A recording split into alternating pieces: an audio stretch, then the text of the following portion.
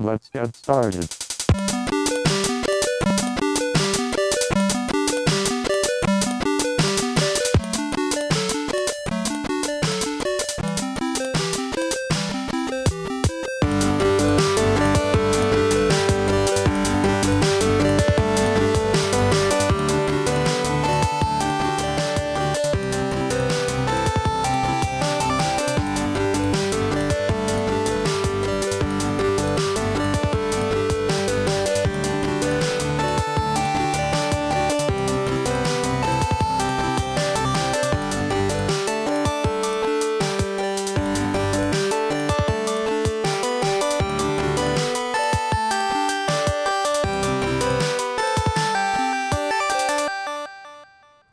All right, everybody, and welcome to yet another episode of the bonus stage. This is episode number 3. We're recording this on Friday, July 20th, 2012. As always, I'm your host, Lloyd Hannison, and joining me, as always, Jeff Ward, wearing his Blue Jays hat. As always, you know what? There's rarely not a game on Friday night, so I got to rep the Jays colors, and they won tonight, which is really, really good. That is a good thing. Especially, well, now they're 2 games or 1 game under 500, but you know, with this new trade and stuff, I think they're going to make a really good push towards the playoffs. Could be the year where they go to the playoffs and maybe possibly win the World Series, but we're very far away from that. So I don't think I'll ever not wear this hat on a Friday night. They are the Toronto Blue Jays, though, so you know they're not going to make it into the postseason. Oh wow! Because Toronto sports. I'm not dissing the Blue Jays. I'm just dissing Toronto because all Toronto sports are kind of like that. You know, I don't really have any allegiance to the city Toronto, but seeing as we don't have the Expos anymore, you know, this is Canada's team. You know, if you want to be a fan of Major League Baseball and you don't like the United States, you have to go with Toronto.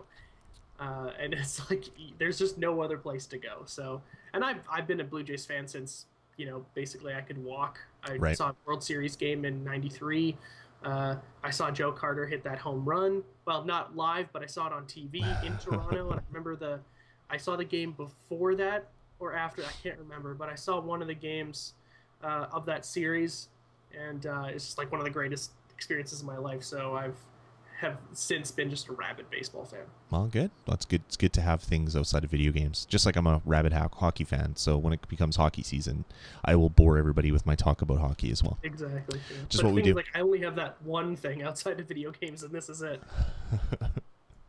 Awesome. Well, let's get into the show tonight. I guess we'll tell you what's coming up. We're going to be doing some reviews of the Quantum Conundrum demo. I know we chatted a little bit about it last week, but Jeff got a chance to play it, and then he blinked and it was done. So we're going to talk about that one coming up. Actually, I think it was over before I had opened up my eyes from the blink. It's crazy slow, crazy short. We're also going to be talking about Tony Hawk Pro Skater HD, reviewing that one. We're going to be talking about a new Kickstarter, actually a new Kickstarter and a new Kickstarter-like thing that you guys may want to support. And we'll also be reviewing what some are calling the scariest game ever made. So there you go. Lots of stuff to get into this episode. But as always, let's get into what we've been playing. So Jeff, why don't you tell us a little bit about what you've been playing this week?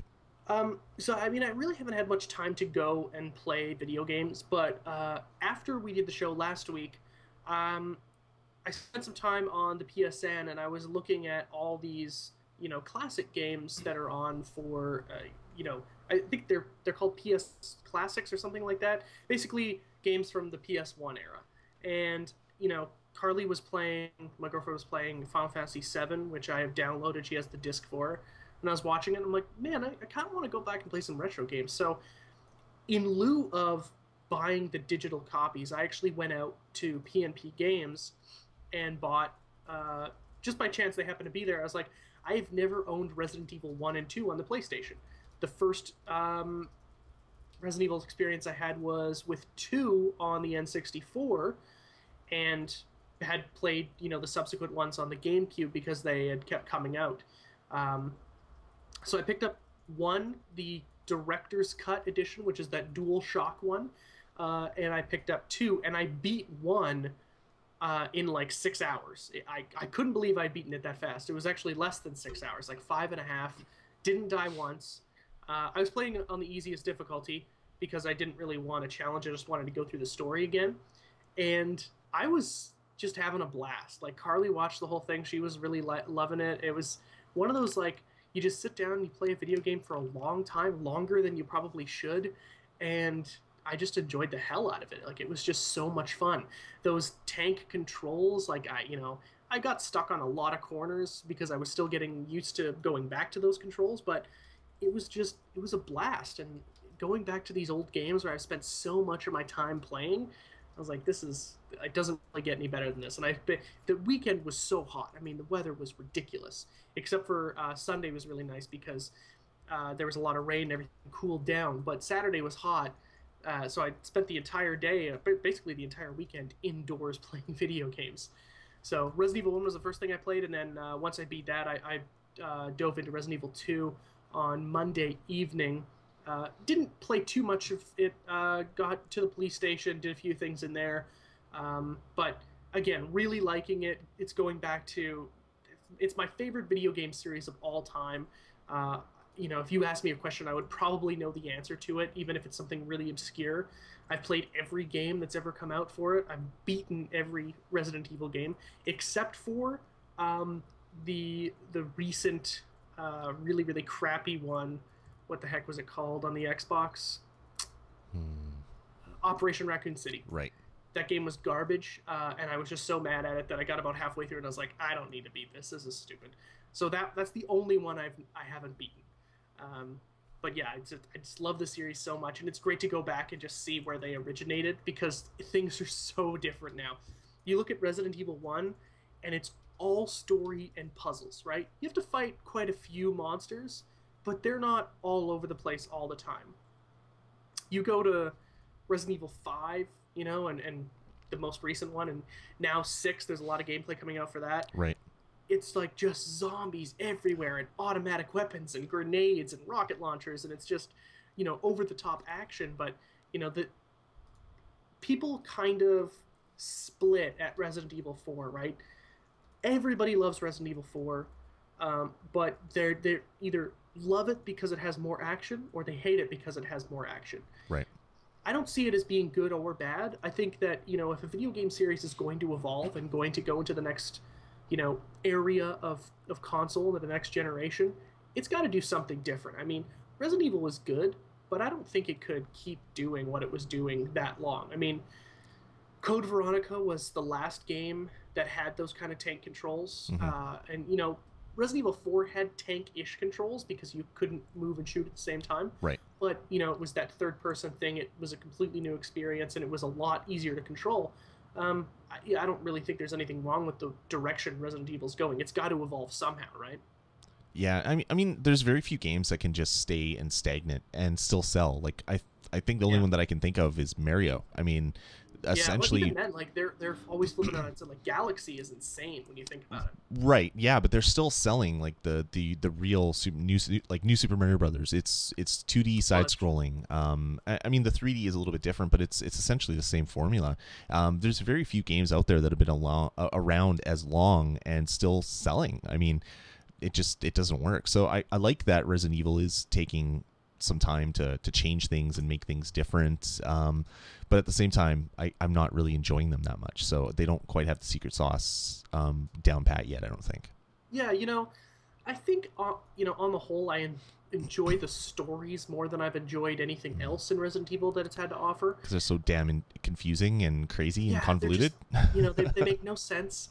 There's tons of plot holes, and it's really, really stupid most of the time. But for whatever reason, I'm just like, that damn umbrella has to go down, Like, I'm very into the whole Resident Evil thing. I have the entire series of novels by S.D. Perry. Right. I've got a lot of Resident Evil stuff kicking around. It's my favorite series. I'm gonna sneeze. Oh, bless you. You popped your headphones out. Yeah, well, I needed to bend out of the way. Okay, I'm back. Wow, that came out of nowhere. I should have muted you. Fan is blowing dust around. Now your sneezes are they're captured for audio lovers everywhere to listen to again and again.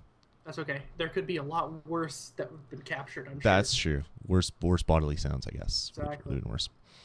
Cool. So that's been your week basically. Resident Evil. Yeah, it's it's kind of a slow week. Wow. I've played probably 90 minutes of video games this week, but just been so busy at work filming and editing, and it's just been crazy. So yeah, that's Resident Evil 1 and 2 has been my week. Nice. Well, that's good. You've played more on a console than I have. I've been pretty much. I haven't touched my PS3 or anything really this week. Well, that's not entirely true. I played probably about 4 hours of Skylanders with the kids on last Saturday. We basically just sat there, bought. I got, I think, 6 new Skylanders that we needed. I'm down to like missing 2, and the kids are like really eager to get the last 2 that we need for the collection. We played single player mode, we played co-op, we played battle mode, you name it. I mean, the kids are just addicted to it. I'm addicted to it as well. It is such a fun game. We're really looking forward to Giants when it comes out, even though it is a total money grab and it's Yeah. insane. What's that? It definitely is, but you know what? If you're having fun with it, it doesn't really matter. I mean, you're playing a video game with your kids, Yeah. and both of them really enjoy it. Like, the thing is, it's got a big amount of marketing dollars behind it. I mean, they have a lot of displays in most stores. There's one in Future Shop. Yeah. Oh, sorry, in Best Buy. And yeah, Future Shop, they're all over the place. Walmart, and pretty much all the big retailers have them. The thing I'm really looking forward to Giants. The thing that I don't like about Giants is they've basically announced all the different characters that are going to be coming out, the different types of characters. So there's going to be like, I think, 6 giant characters, which are huge. They're twice the size of normal Skylanders. Then you're going to have new poses of old characters. So characters that you already own, they're going to come out with new poses. So you might already have I don't know, a stealth elf, but you'll get a stealth elf series 2, which will have a different pose, which can level up and do things that the original one that you bought already can't do. Which really kind of pisses me off, because we supported you, Activision, to get this started, and now you're coming out with new characters that are the same but have different powers, which is kind of annoying me. And then even more so, there's these things called light core, where when they get closer to the portal of power, they glow and light up in some way. So you could potentially have like a stealth elf series 1, a stealth elf series 2, a light core stealth elf from series 2. So you have 3 versions of the same character, and it's just like, okay. So I think once I complete my series 1 set, I will pretty much be done. The chat room's asking me what characters I'm missing. I'm missing, what is it? Prison Break and Stomp Shell, or whatever that was. The crab guy. I think his name is Stomp Shell.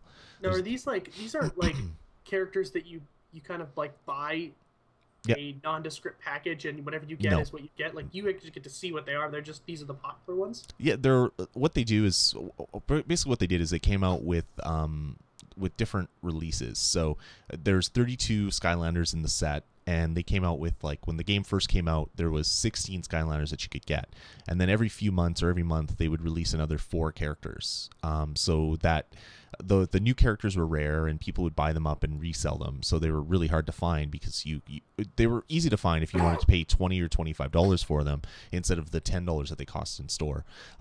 So then after a few months, they're not rare anymore, but stores aren't really stocking them that much. So every few weekends we'll hit and we'll go to like Toys R Us, and we'll go to a bunch of different stores just to see what the new characters that they have are from that new delivery. And it just turns out that the 2 that we haven't found are those 2, Stomp Shell and Prison Break. So Gotcha. eventually we'll get them. The kids just love the characters. And how many are there in total? 32.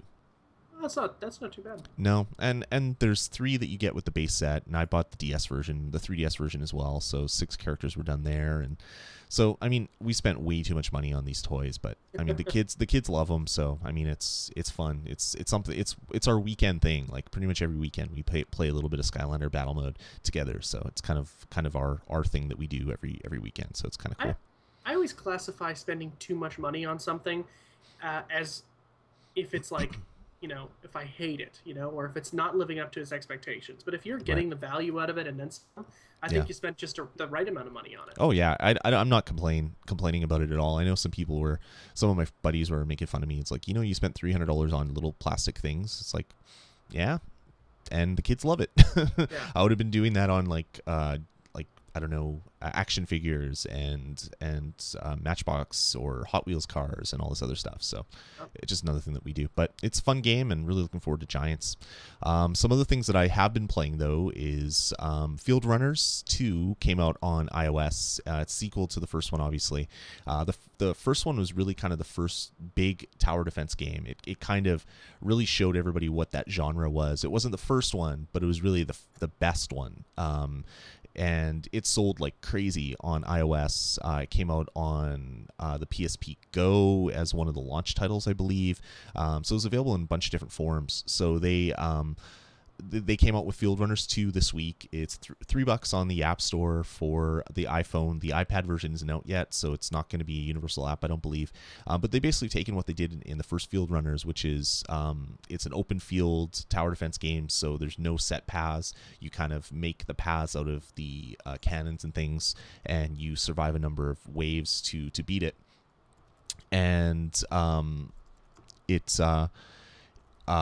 it works really well. So this one is basically is a little bit different, where they have a bunch of different levels. They have a bunch of different play styles as well. So they have the open worlds tower defense. They also have path tower defense, where there's paths where the guys run and you just set the stuff up on the side.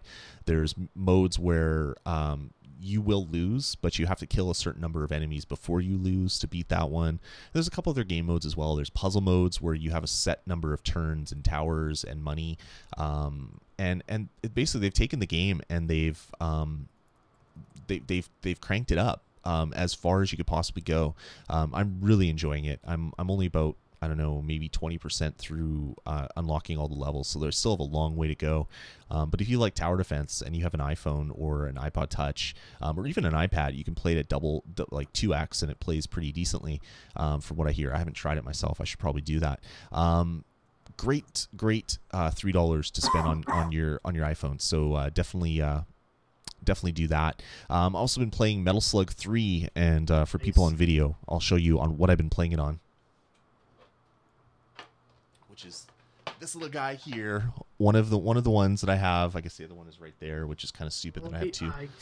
It's the iCade, which is a iPad Bluetooth awesome device.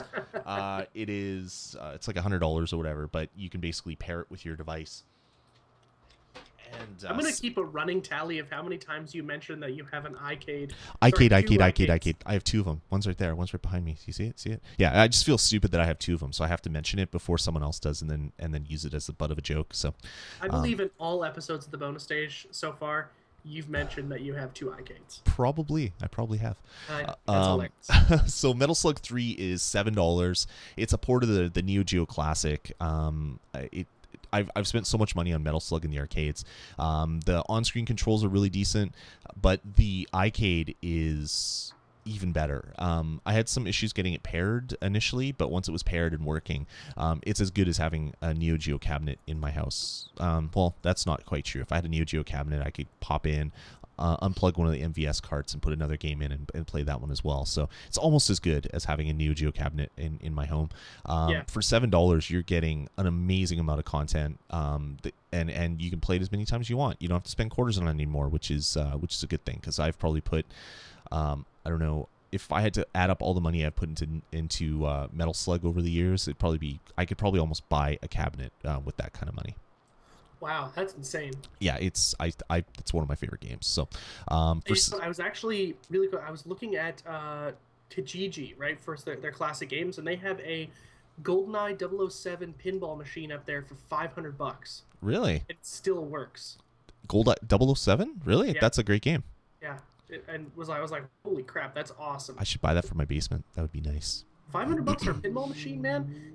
You got to figure out a way to get it back from. I believe it's at Winnipeg Beach in like an arcade and a friggin' laundromat or something. But that's pretty rad. I know exactly the arcade. If it's the arcade I'm thinking of, I know exactly where it is. Yeah, that's one thing I want to get in my basement. I want to have one or two pinball machines and an arcade cabinet. I'd love to have one. Either a real arcade cabinet or just one that I've built myself and stuck a computer inside of it.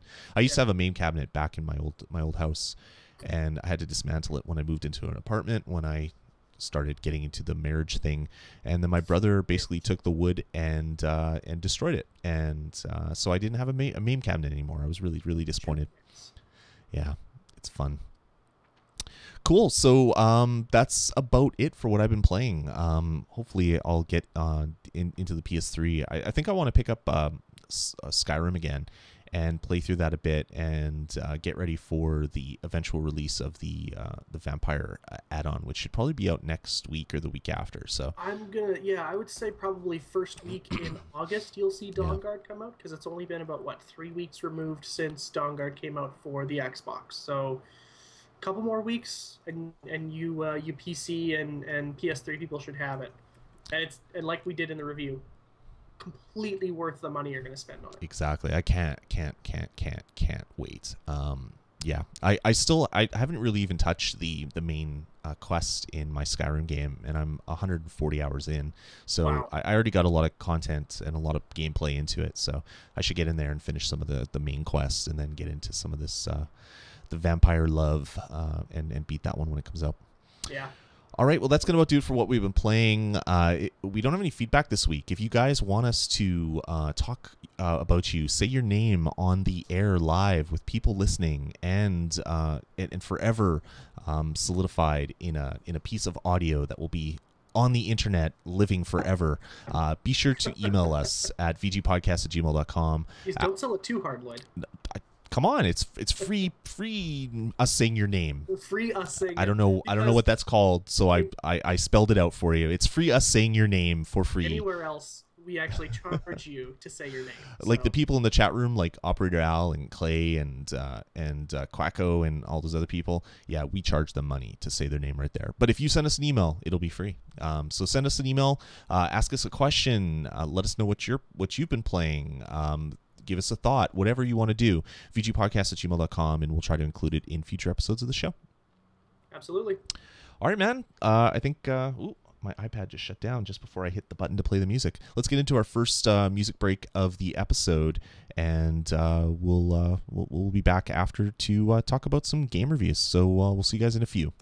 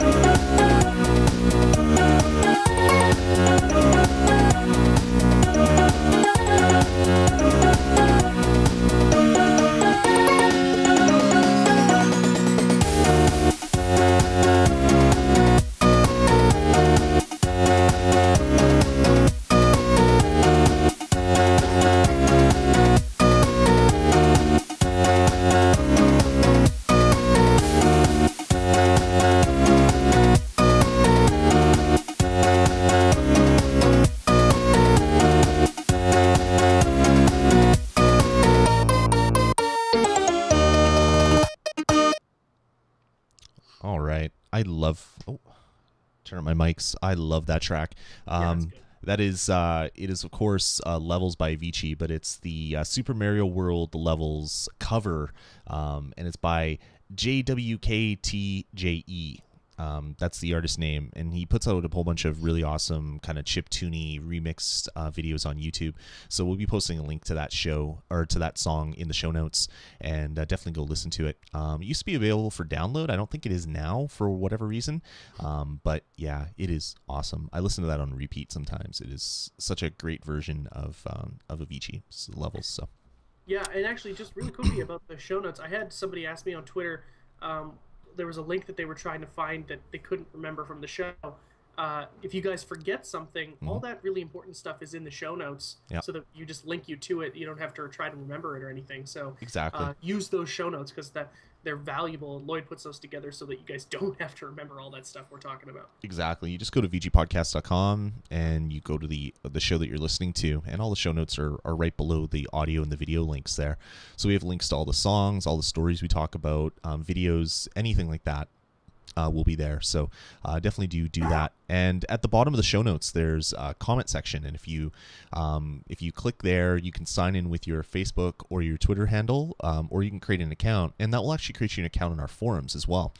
So they're all kind of integrated. So if you comment on a story, it gets posted to the forums. Other people can comment on it, and it just brings everybody back to the same community that we're trying to build up here at VG Podcasts. So please do that when you're looking for stuff, and we'll be happy to chat with you. Yep. All right. Yeah, let's get into reviews. I haven't played Slender Man, and I feel really bad because you said it was so good, Jeff, and I just haven't had the time, so I want to get into it. But okay. Tell me why I should play it. So, right off the bat, I don't think I've ever said that Slender was a good game, because it's really not. It's a good experience, maybe. It's a very interesting experience, and I'll break it down really quick. If you're not familiar with the Slender Man, it's this meme that started on the internet with creepypasta, and it's basically this guy who doesn't have a face, and he's extremely tall, quite slender, if you will. He's got really long arms, and he's terrorizing people. The internet every once in a while puts together something that's actually quite enjoyable, and this is something that I enjoy. This whole like mythos and world and that's been built around this internet meme has actually been quite interesting to me. These guys, Marble Hornets, are doing this very, very cool documentary series that's been going on for years now, and it's very, very cool stuff. And it's kind of all culminated in these last few weeks with this game called Slender. And all the game is you start, it's a PC game, it's also available for Mac, although it doesn't really play very well on Mac screens. For whatever reason, games appear quite dark on Mac screens, and I'm not quite sure why that is. It's probably the gamma issues. They don't have a way to adjust the gamma. Yeah, it's got to have something to do with that. So it's actually a very poor experience on the Mac. It's a lot better on the PC or a Windows machine. But you are a girl, and the only way you know that you're a girl is because of the way that she breathes after she runs too far. Mm-hmm. You're in the forest at night, and all you have is a flashlight, and this piece of text comes up across the top of the screen, and it says, find all 8 pages. And that's all you're told. And you're like, okay, so you go around, and when you find the first page, this musical cue kicks in. And they're just pieces of paper that are stuck on objects all across the map. And the map's not too big, but it's kind of hard to navigate when it's dark because you're not quite sure where you've been. Mm-hmm. Everything looks kind of the same. Mm-hmm. And on the pages are sometimes scribblings of the Slender Man or just writings like ramblings and stuff like, no eyes, only follows. There's weird kind of creepy things like that. There's no music until you pick up the first page, and then there's this kind of... It's not like this loud bang that's supposed to scare you, but it's this very noticeable, like really deep bass drum that just gets hit, right? Mm-hmm. And it just, all of a sudden, there's like this kind of almost a heartbeat thing that's going on with the bass, and you notice that something has changed, right? Something in the game has changed, and it's changed quite quickly. And depending on nothing that I can figure out why things change this way, but sometimes you'll see the Slender Man right away, or sometimes it'll take until you've picked up page 5, or you're just walking through the woods, and every once in a while you'll turn the corner and there will be this friggin' guy standing there. And it's not really scary because the Slender Man actually looks very goofy. And if you looked at drawings of what he looks like in game, it's actually kind of funny. But the fact is, you're so hopped up on adrenaline because there's nothing around you, right? And all you're doing is grabbing these pages. That's all you're doing. And then all of a sudden, this guy just comes out of nowhere. When you turn around, he's just like standing there. He doesn't move towards you. He doesn't try to attack you. You can't attack him. But if you look at him, your screen starts to kind of go into this really staticky thing, and this noise kicks in, and then you look at him long enough and you're dead. You're not really, well, I would assume you're dead, but the game ends. It's really hard to explain, but it doesn't scare me anymore because the Slender Man really doesn't scare me. But at the beginning, it was pretty freaky because I'm like, I have no idea when this guy's going to show up. I don't know what he's going to do, and I don't know how scary it's going to be. So you're on edge, and a lot of it is like your flashlight illuminates a space when you're in the forest, roughly 10 feet in front of you, and after that, you really can't see anything. And you could just be walking around a corner, and your perspective will change with your body, and all of a sudden he'll just appear from behind a tree, and it'll just scare the crap out of you. Does he jump out, or he's just there? He's just standing there, and that's all he does. So he just weird. stands there. He doesn't move. You never see him move. But when you turn your back, and if you were to turn back again, sometimes he's closer to you, and sometimes very, very close. It's the weirdest game ever because nothing happens. That's the weird. It's so strange. Nothing happens. Anything you do has no impact on the story. There is no story. You don't know why you're there or what you're doing there. And when you find all 8 pages, it's not a spoiler because it's really hard to do. And if you do it, nothing happens anyway. There's no way to win the game. And that's all the game is. Find 8 pages. Wow. It's really strange, but the thing is, it's free, and if you go on YouTube and you just type in Slender, there's a bunch of just reaction videos of people playing it and just peeing themselves, and it's really creepy, but it doesn't last for very long. But for a free game that was developed in the wake of an internet meme, it's pretty friggin' fun. Damn you, internet memes. Yeah, and I'm a big fan of the Slender mythos, and this game has freaked me out for a couple of times, but I still think you should play it, but you're probably going to get frustrated because it's going to be so dark it's almost unplayable. Also, if you're on the Mac, no matter what sensitivity your mouse is at, the game is extremely sensitive. It's on like the highest sensitivity, and there's no way you can change that in your preferences in the game. Fun. Yes, that makes it even worse. But it's just this weird, stupid game that's free, and I think everybody should play it at least once. Cool. So we'll post a link in the show notes to the game. Hopefully you can find it. I went to download it earlier today, and it had the download was no longer active. So hopefully we can find some downloads for you guys, so you can download it for yourself and check it out and see if the Slender scares you.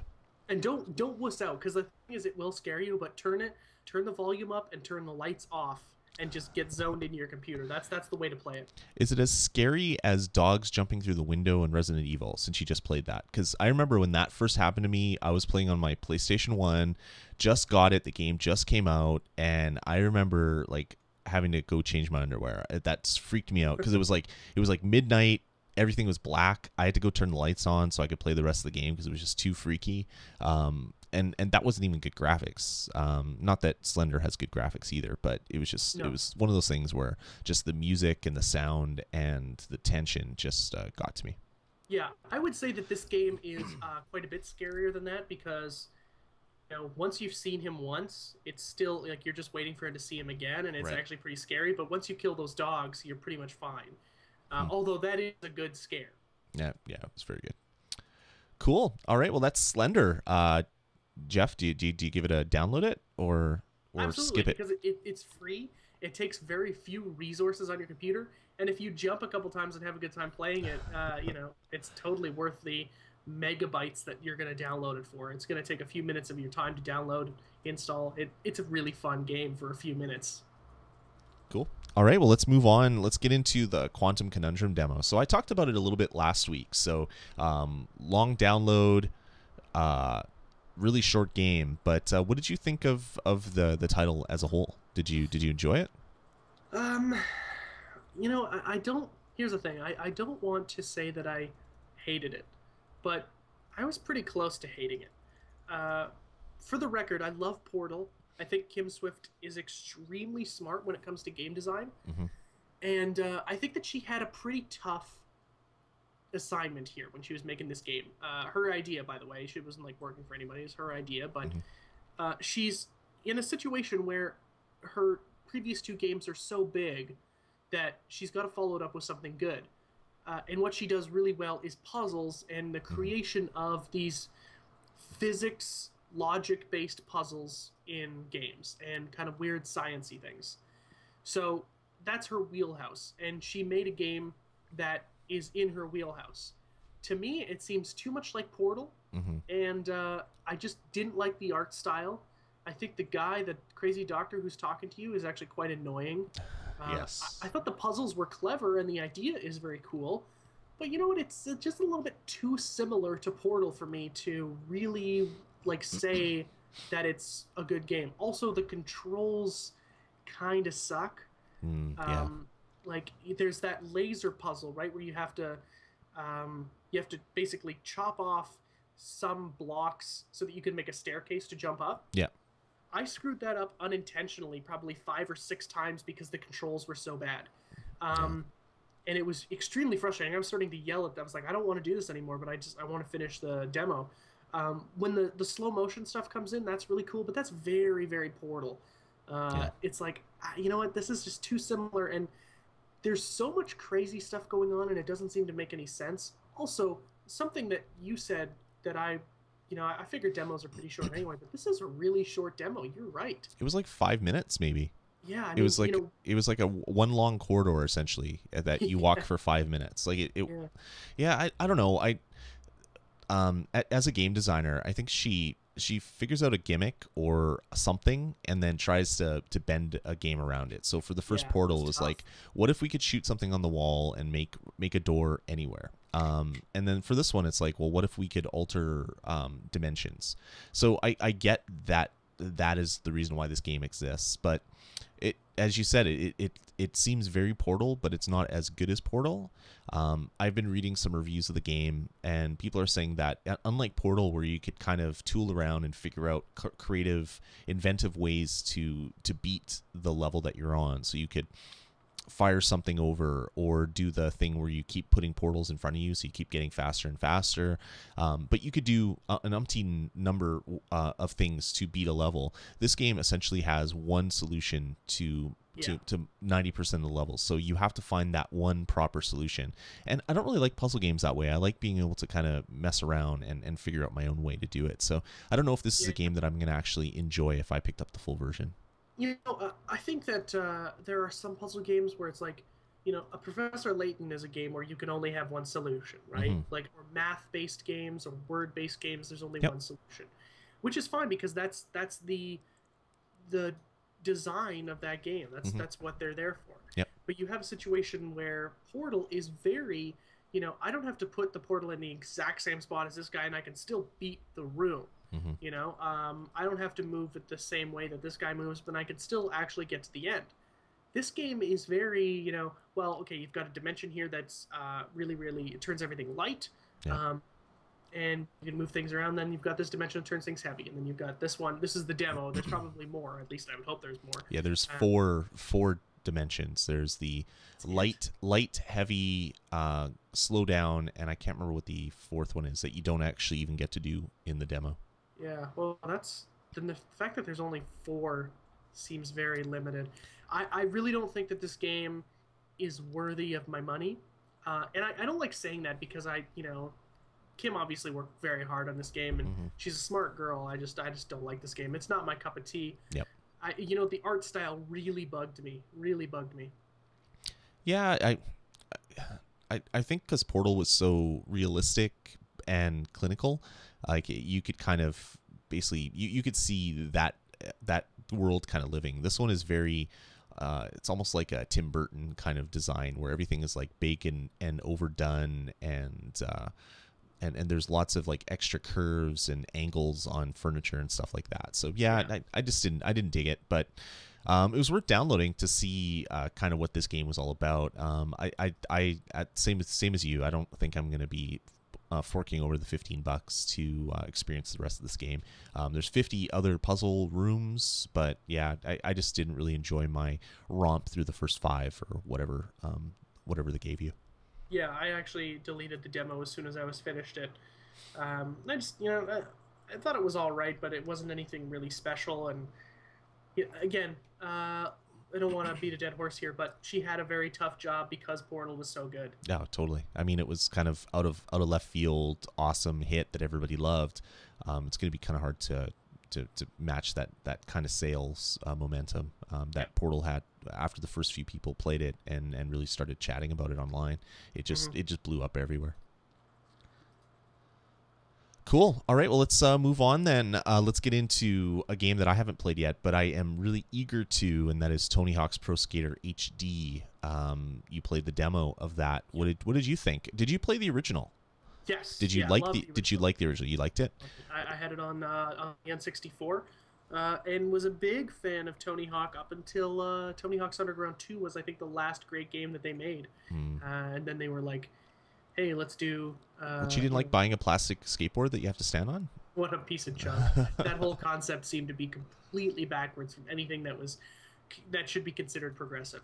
The game, was it called Skate? That was actually a pretty good game because of the way it actually, tried to teach you what tricks were in the skateboarding universe. But you know what? I'm more of an arcade fan when it comes to stuff like this. Right. So HD Remake came out on the 360, part of their like Summer of Arcade thing. 1,500 points, or sorry, 1,200 points, which is $15. I played the demo, and right off the bat, let's just put this out there. This game is horribly translated. It looks okay.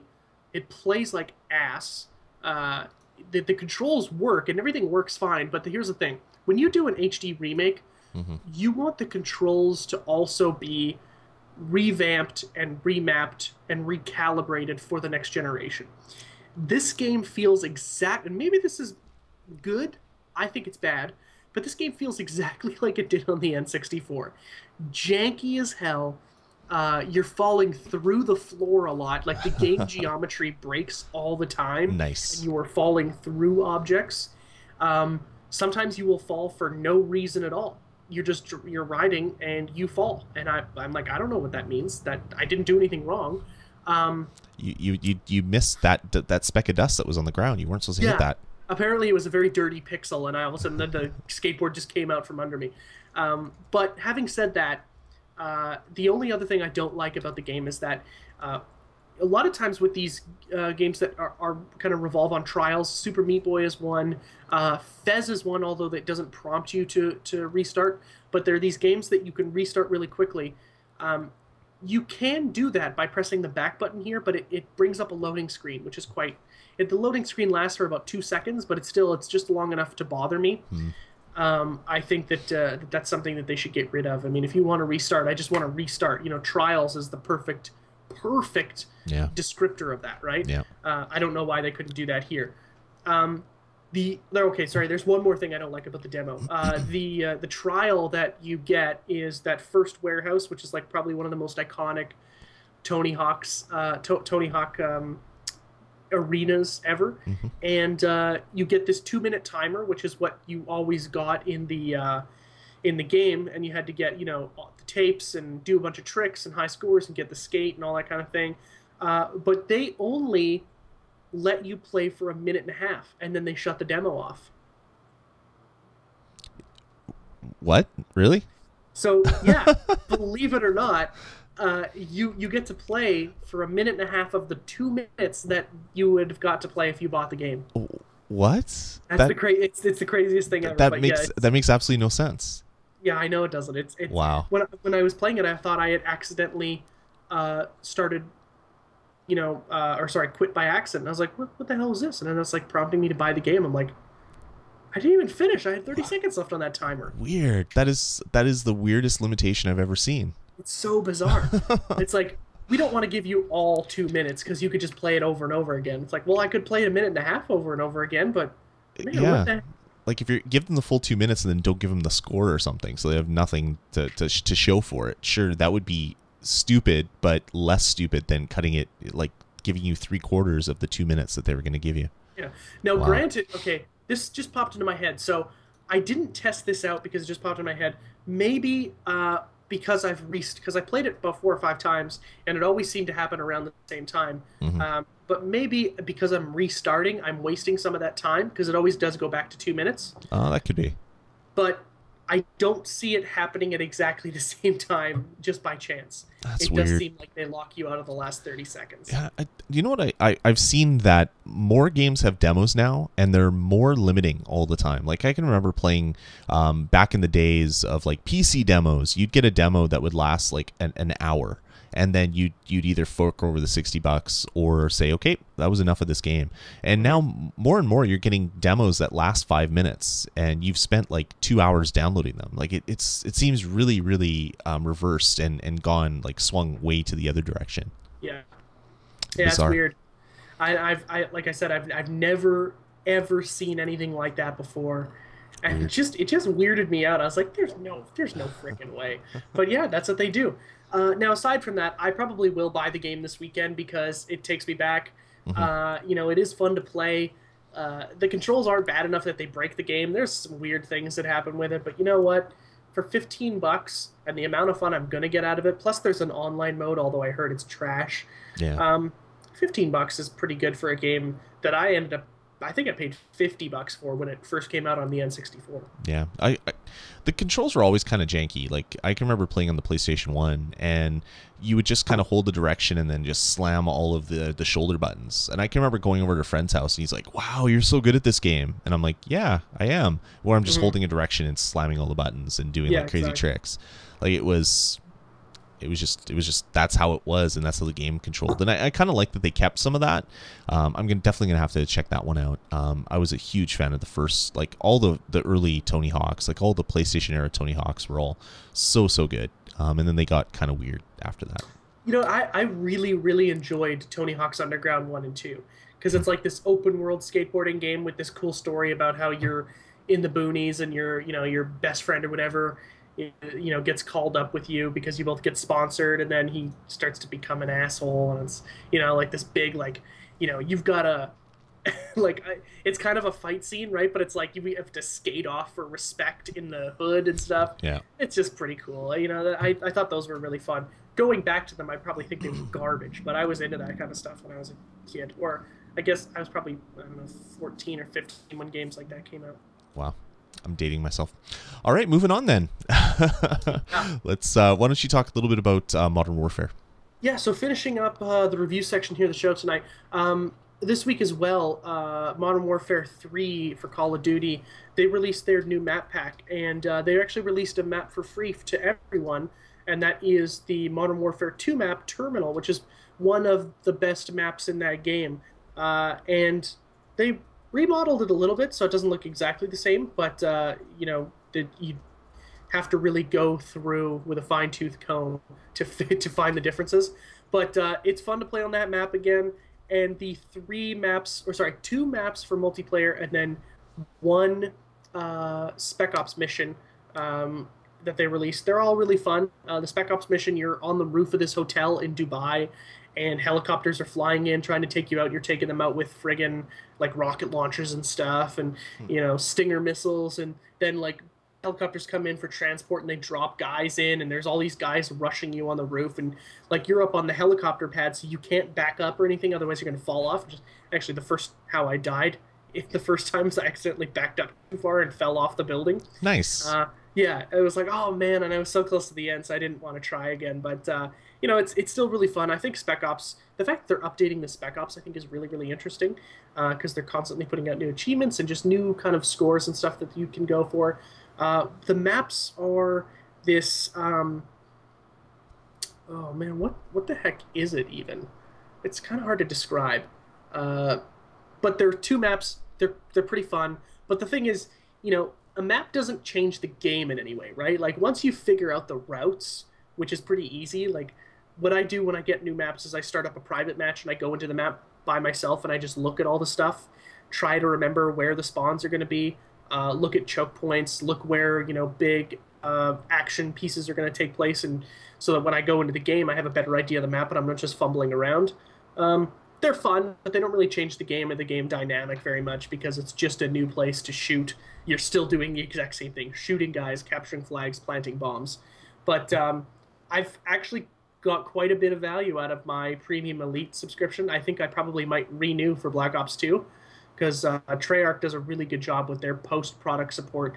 If you've played Black Ops and downloaded any of those maps, you're very privileged, you're privy to that knowledge. They've put a ton of good stuff into those Black Ops maps, and especially into their zombies mode, which is probably one of the best survival modes in video games right now. Cool.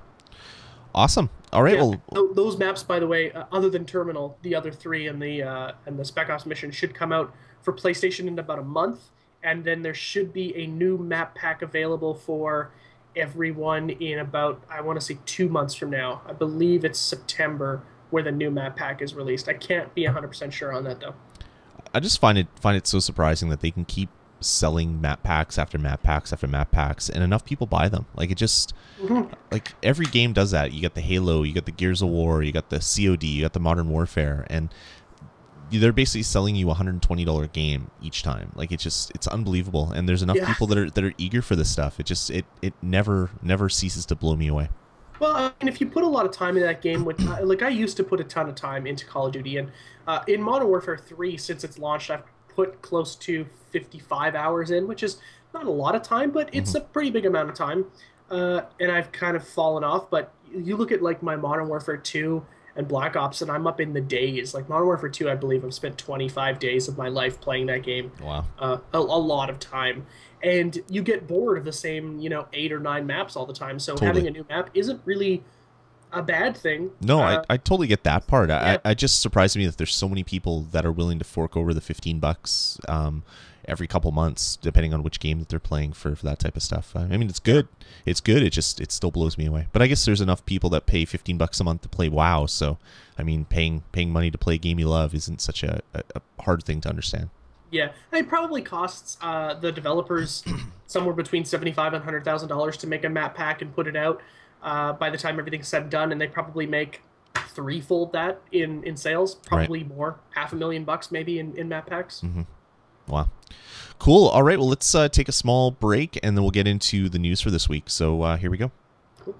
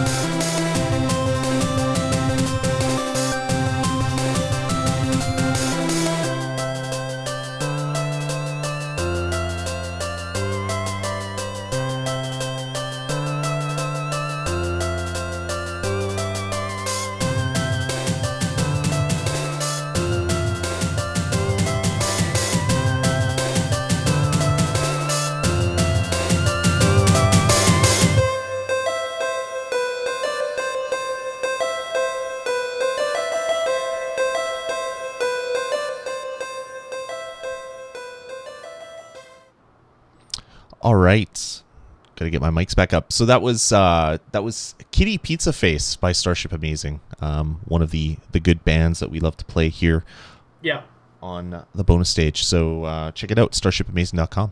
All right, Jeff, let's get into the news. First off, interesting but not surprising. It was announced this week that a group of shareholders of THQ are suing them because of all the craziness that happened with the UDraw tablet. If you guys don't know the backstory behind that, they came out with a UDraw tablet for Wii, and it sold like stupid. Everybody wanted one because I still don't understand why. Because the Wii was a gimmick machine, so true. So it sold like crazy. So THQ said, okay, well, for getting close to Christmas, we're gonna make a bajillion of these for the PlayStation 3 and the Xbox 360, and it turns out that about 4 of them sold. So they took a huge financial wash on these things. They ended up selling them. I think I saw UDraw tablets here in town for $25. They're on Blowout. So if you wanted to get cheap UDraw tablets, you could do that. But I guess no support for it though. Well, yeah, there's like 6 games that support it if you can even find those games anymore. There was a really cool game that I wanted to get the kids where it was Marvel Superheroes. So you get to draw superheroes and do things with the tablet. That would have been a lot of fun. That's cool. But yeah, I mean it just didn't really make sense to me. So anyway, basically. They've filed a class action lawsuit in the United States District Court for the Central District of California by the New York law firm Levi and Korsinski on behalf of the THQ shareholders. So I guess a bunch of them got together, filed a class action, and they want THQ to be liable for damages for failing to disclose that the 360 and PlayStation 3 versions were not selling well, and basically the money that they lost on all these essentially caused THQ's shares to fall like mad. So they're saying that was criminal negligence, and you guys owe us some cash, essentially is what they're saying. You know, I wouldn't disagree with that statement. The thing is, like, they had to have known it was a bad idea. I don't think there should be anybody in that company at the top who's like, you know what? We're selling none of these for the Xbox and the PS3. Let's make a Wii one. Yeah. I can't imagine that was said. They had to have known, but they went ahead with it anyway because they figured that they might be able to break even. That's the only thing I can assume. Well, I mean, they sold. I want to say 1 million on the Wii. That's probably wrong, but I think it was a number like that. It was stupid, and they're like, wow, this is us printing money. Let's make more for the 360 and the PS3, because if Wii people are buying this, people that are hardcore gamers are probably going to be buying this for their HD consoles. And yeah, they didn't sell as well. So I can understand why they would be wanting to make them. I also understand why they probably didn't want to tell people that they were selling them at such a loss. But yeah, I mean they're gonna probably take a huge hit if this class action actually makes it all the way through the courts. Yeah, so I guess what they did was when they sold 1 million on the Wii, they took that money and they just put it back into production and made a bunch more, which is just a bad idea because they just knew that the other consoles, nobody was into that kind of stuff. You know, I mean, nobody's into that stuff on those consoles. It's insane. I mean, if you want to do casual gaming, you do it controllerless with the friggin' sensor. But what the hell is that thing called for the Microsoft box? The Microsoft Kinect. box. The Kinect. So tired. Yeah, the PlayStation Kinect. Move or Kinect, exactly. For that Microsoft box. Oh man. You're talking like me now. I just showed how qualified I am to be talking right now. You're getting all my bad habits. Yeah, exactly. But yeah, it's just stupid. I mean, there's, you know what, and THQ is just in a bunch of other trouble as well too, because the company is about to tank. And like they're trying to sell it, you know, it's insane. Well, they lost UFC, which was their big franchise that they were making money on, and it's like the only thing they're making money on. Well, they lost WWE a while ago, and now UFC. I mean, what do they have now? Well, and you know what? I'm not sure if it's 100% them, because Activision is the one I believe that ran them into the ground. Yeah. Activision's like, hey, let's make 2 Tony Hawk games a year with this stupid skateboard thing, and they're like, hey, let's make, you know, a bunch of other stupid games as well too. And You know, they just ran that company into the ground, and now they're just trying to stay alive. They want to keep their employees employed, and they're just in a bad way. So not only this lawsuit, but I mean the fact that their company is, you know, if they're around for another month, I'll be shocked. I really will. Yeah, definitely. They're definitely on the way out, which is a little bit unfortunate because THQ's been around for a long time. Yeah, and they're a good developer. I mean, like them with Neversoft, they made those original Tony Hawk games and changed the way sports games were played. And it's like some awesome stuff. Without THQ, where will all the SpongeBob SquarePants games come from? I mean, exactly. The world will be missing their SpongeBob SquarePants. Exactly. All right, moving on. Hey Jeff, did you know that there's going to be a beta for Battlefield 4? Yeah, I did. EA, no, you didn't, because EA hadn't confirmed it, but now they confirmed it. Now they confirmed it. So it's real. So the advertising that they put out early and leaked it out by accident, it didn't really confirm that there was going to be a beta, but now there's going to be a beta. Well, did you see that Freddie W video? No, I did not. Yeah, so him and Brandon, his buddy, they broke into EA Studios and they leaked the leak. Nice. That's how EA I guess pulled it off. But yeah, so it's been confirmed, and you know, Battlefield 4. I'm surprised this quickly because they also just announced this week that their Battlefield 4 is also getting the PC version is getting the largest map in Battlefield history. This ridiculously huge friggin' map with tanks, and it's insane. It's in the desert. It looks so rad. But you know what? I'm excited for Battlefield 4. I think it's going to be rad as hell. Nice. It looks good. Or looks like it could be good. Yeah. I mean, I've seen a couple of like some concept art, and I've heard people talking about it. I'd like to play the beta, but right. I don't know if I'll be that lucky. Is it only on PC? I did not see where they said where the beta is coming from. It's coming out in March of 2013, I think. I'm going to assume it's probably only on PC for the beta. I would think so. Beta's usually, well, you never know. But yeah, most likely that's where it is. Yeah. All right, moving on. You know we love Kickstarter here. We're well, one of us does. You know we love Kickstarter here. We're big Kickstarter fans, all of us, including Jeff, who he just doesn't want to admit it, but he's the biggest Kickstarter supporter out there. By the way, if you want to help me in my Kickstarter to get Kickstarter banned, please do so. Hey, not before we do our Kickstarter, so that we can all retire happy. That's true. We should do a Kickstarter just so that we can not do this show anymore. That would be good. What a stupid. Pay us a bunch of money so that we can do the show better by not doing it at all. And okay, I'll just say this one piece on Kickstarter before we go. I don't want to go on too long, but. The fact that I can go to Kickstarter and start a Kickstarter so that I don't have to work anymore should tell you why Kickstarter is stupid. Well, you can't really do that. They wouldn't approve that Kickstarter. They wouldn't. But the thing is, like, you could just take the money and run. And there's no friggin' penalties. You could, but you would be sued by all the people that backed you. So I don't know if you could actually sue them because you're not an official investor. No, but they promised you something. So there you would have a legal out. Definitely would have a legal out. But yeah, I mean if it was put up like fraudulently by some person pretending to be an American citizen who was really just some dude in Russia, I mean you could potentially lose your money, but yeah, very unlikely, but you never know. I mean, it's probably going to happen in the future, and people are going to be really angry, and it's going to be like, well, duh, that could happen. You're not buying something in a store. Yeah, exactly. Yeah, definitely. But back to Kickstarter, let's tell you about something that you can get at Kickstarter right now. You can back the production of the next version of Bad Dudes. Bad Dudes 2, the official sequel, is up on Kickstarter. Pinstripe Games has basically gotten all the licenses that they need to make a sequel to the 1998 cult classic Bad Dudes.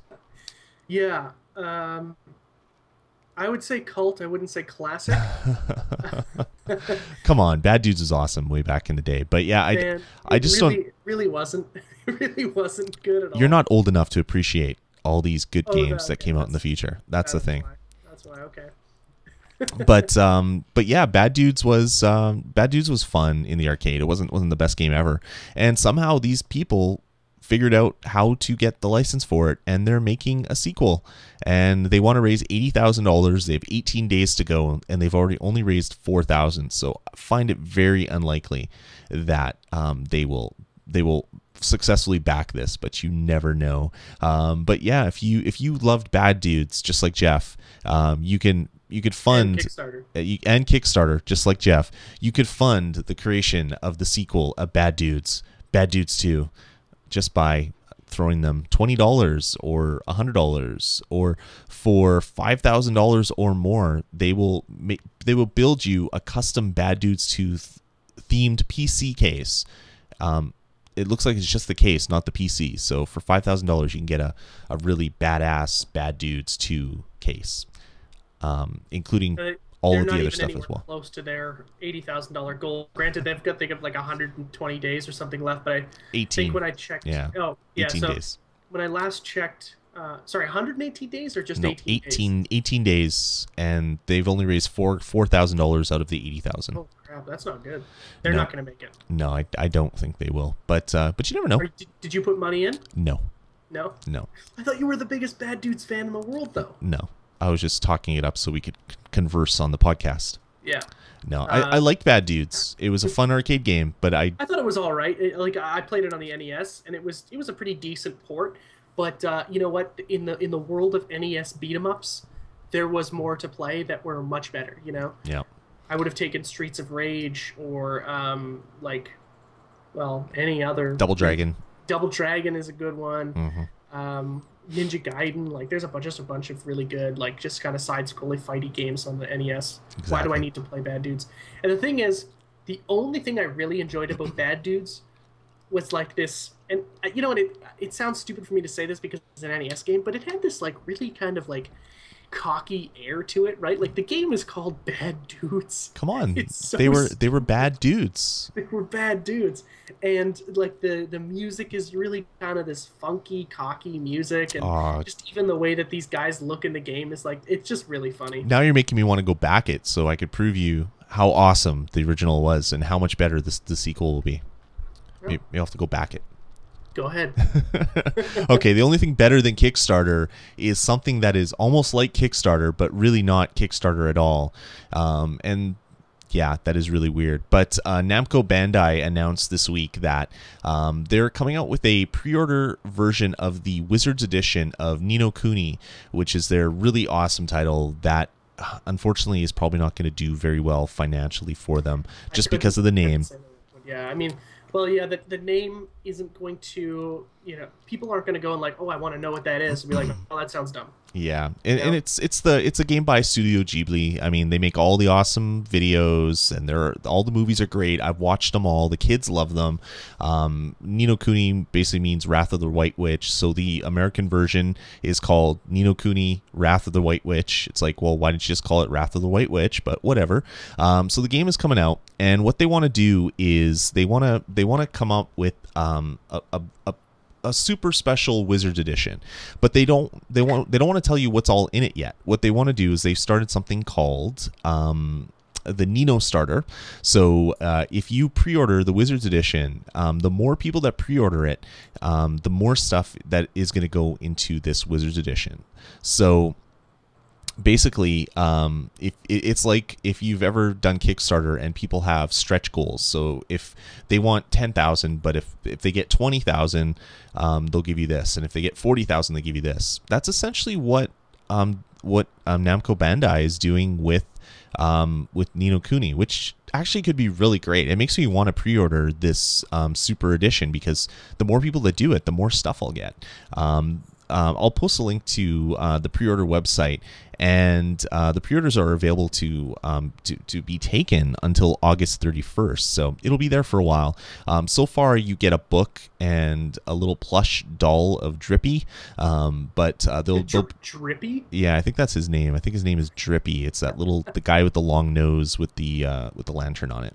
I think his name is Drippy. But anyway, that's what you'll get so far. The first goal has been announced, which is I believe it's a 5-pack of posters that will be added to the collection, or has already been added to the collection. And I think there's going to be more stretch goals as you get closer to release. So I think you got to be a really big Ni no Kuni fan to want to back this, though, just because it's stuff that really won't appeal to anything who isn't. Sorry, it won't appeal to anyone who isn't a big fan. Yeah. You know, like the posters and the plush. And also, you know, it just seems like a bad idea to not disclose all the information, especially if you're putting money into it. Like, one of the things I do enjoy about Kickstarter and Indiegogo is that they have to have a pretty solid plan for them to actually be successful on those platforms. I mean, you have to say, here's what we're doing. This is now. already coming out, and you're not Yeah. backing, you're not saying give us money, and if you give us enough, we'll come up with something. This is just, we plan to sell 1,000 of these deluxe editions, but if we sell 5,000, we have enough money to add all this extra stuff in. Yeah. So I mean, it's not they're not trying to pull the fleece over anybody's eyes. They're just trying to take advantage of the hype around Kickstarter and say, if we can get more people buying this version, we'll give you more stuff, which is totally awesome, and I support it. And it would be really great if that's what all pre-orders were, where you're not just giving $5 to the guy behind the desk at GameStop. You're saying, okay, I'm going to this website, I'm saying I will buy it, here's my money. And the more people that do it, the better that package becomes. Yeah, it's almost like an investment in better stuff in the future, right? Like, Yeah. you're almost upgrading for free in a sense, which is really strange. But yeah, no, it is a really cool concept. But I just, you know, I get the feeling like you said, they're not going to be successful, and I might just be the wrong market. Well, I mean, it's already weird bringing a game like Ni no Kuni to the American audience, because it's definitely Japanese. I mean, it's a Studio Ghibli. It looks like a Studio Ghibli film. It's Miyazaki. Miyazaki. Is that it? Miyazaki. I always say it wrong. It's that art style.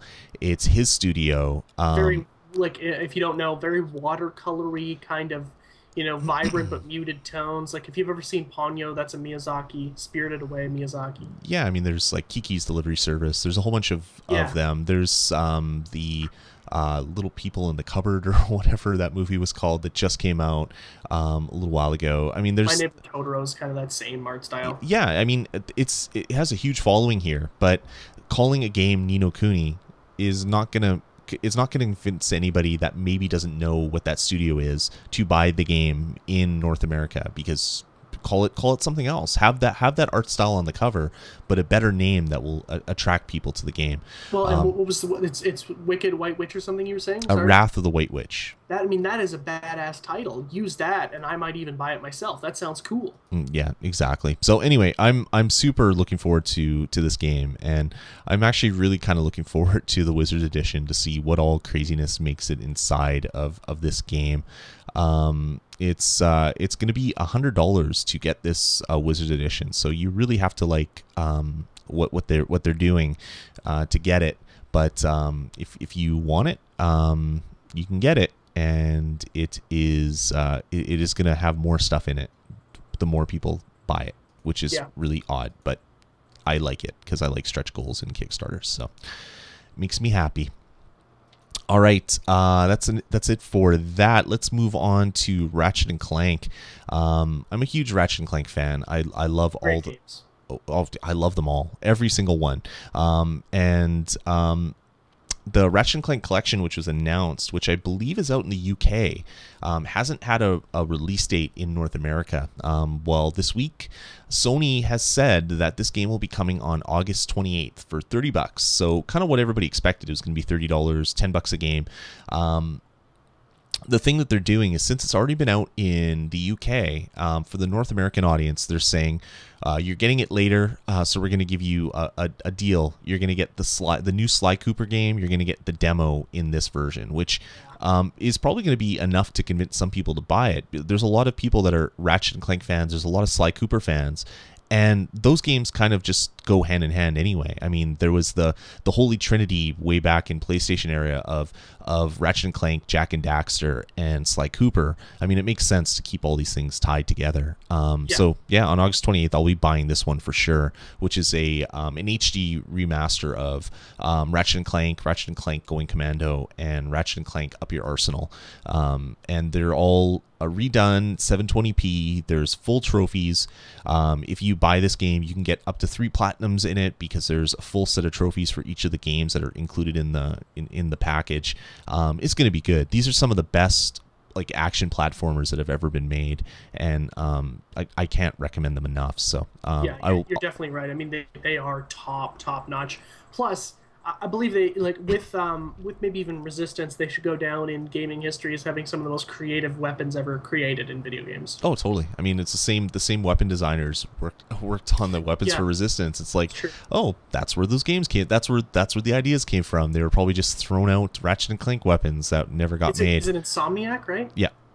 So it's I can't wait for this game. So anyway, announced release date of August 28th. So you don't have too much longer to wait for it, about a month away, and you'll be able to get your hands on 3 amazing games for $30. So and then pretty cool thing with the Sly Cooper demo as well too.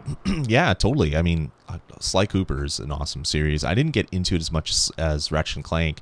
I still enjoyed it, but it wasn't one of those games that I must buy as soon as it came out. Ratchet and Clank, I picked most of the games up on release day. They were just so good. Sorry. And one thing that they also announced is that the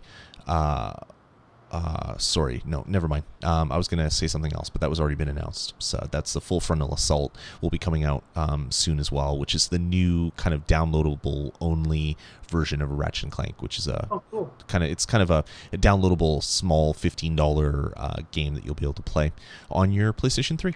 I'm waiting for a Ratchet and Clank for the Vita. I think that'll be a really good fit. Yeah, that'll be good. That'll definitely be good. Actually, strike that. I'm waiting for anything for the Vita. Is the Vita out already? Did that come out yet? I believe so. I believe I have one right here. Oh wait, no, it came out, but there's no games. The games are coming later. Is what I have baseball. That's it. Oh, I thought you when you said that before, I thought you were using it as a baseball. That's not what you meant? No. I'd probably use it as a bat. Nice. Okay, cool. Good to know. Yeah. All right. Moving on. Last but not least, this one is awesome, and I love it. You know I love retro things. I'm a old school gamer. I love anything retro. And I also love the Retro Game Master. That is a Japanese series of a guy and a game, and the game beat him repeatedly. Basically, this was a guy in Japan who would basically sit there and try to beat a game on the on the Famicom, which was the NES, the Japanese version of the NES, and they made a TV series in there because that's how awesome Japan was, and I wish we had that. Japan is awesome. I wish we had that kind of television here in North America, but we don't. Yeah. Closest thing we get is G4, which actually isn't bad for North America, but it's not even close. It's not even good at all. It's not, doesn't even compare. It's not in the same thing. But they came out with a series called the Retro Game Master, where he would basically sit down and try to beat a game, and they had a full episode about each game. A lot of fun. It's been redubbed in English and translated in English. And they're basically coming out with the Retro Game Master, the Game Center CX collection. It's going to be a DVD collection, so you're going to have all the episodes. A lot of these episodes aired on, I believe it was Kotaku. They had a small little window where they were airing the redone translated versions. So nice. This is just the this is the full DVD of all of the series. It's going to be the MSRP is $60, but you'll be able to find it for half that on Amazon. Closer to release. So anyway, 14 episodes of Retro Game Master. If you like old school games, like old NES games, and you love kind of Japanese culture, this is something that you definitely have to look into. So it's also funny as hell. Oh, it's hilarious. So funny. Do you know what's funny? Watching someone fall into a pit and dying. Do you know what's even funnier? Watching him do it 100 times in a row and almost rip out his hair. That's much funnier. To the point of such extreme frustration that we've all faced as gamers. And he's in a situation where he's just got to keep going until he beats it, because that's his job, right? I mean, it has to get done. It's so funny when he does it And like you almost get bored. You don't want to see him die again, but you want to see his reaction to the death, and that it's just so funny. I mean, it's one of the funniest things I've ever seen in my life. Yeah, totally. It is good. So we'll definitely be posting links up to this. So if you want to buy it and you buy it through the links on our page, we get a small little kickback through Amazon. So that would be kind of cool if you did that. I might have to order a copy of this myself. I just love the series so much. And there's some fan translations that people tried doing, and they're horrible. This is actually done by someone that actually knows what they're doing, and this is going to be the best version of the Retro Game Master. So it was kind of cool because there's even a DS game that was made about this, essentially. Really? Yeah, it was called Retro Game Master, and you basically played old NES games, and you jumped into it, and you met this guy in the game. So I mean, the culture exists, and it's fun. You haven't played that game? No, I didn't even know it existed. Oh, it's so good. It didn't sell very well. That's why they didn't come out with a second one. But I can't imagine it would. But it was such a great DS title. So anyway, that's about it for news, man. I think that's gonna about do it. That's gonna about do it for this episode. We've been talking for a long time here. Wow, yeah. Definitely let us know how we're doing. Head on over to vgpodcast.com and subscribe. Tell your friends to subscribe. Get 2 of your friends to subscribe, and we'll be happy. You can do that over at vgpodcast.com. You can email us at vgpodcast@gmail.com, or you can call our voicemail line, which is area code 505-VG-PODCASTS. Over at vgpodcast.com, there's the forums. There's a whole bunch of other great stuff there. So if you want to get in contact with us, or if you want to support the show, all that information is there as well. Just a reminder, we do this show every Friday night at around 10 p.m. Central, over at vgpodcast.com/live, so you can come and join the chat room.